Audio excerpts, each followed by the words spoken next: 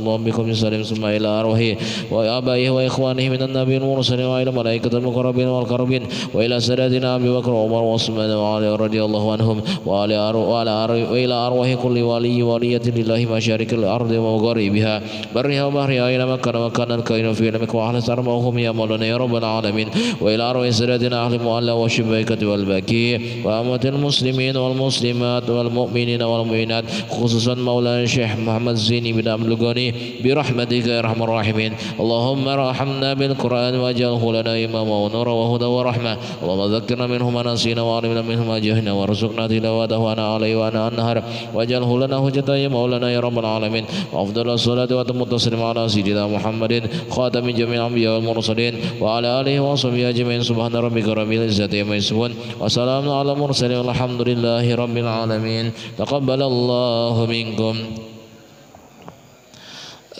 Diberitahukan mungkin di minggu yang akan datang kita kembali ya ke malam Ahad insyaallah, karena dipantau atau dilihat 2 minggu ini ternyata kami kira ketat pengawasannya, ternyata nggak terlalu juga. Dan juga memang untuk yang edaran gubernur itu dikhususkan bagi yang tempat keramaian kan. Nah kalau kita insya Allah nggak apa-apa.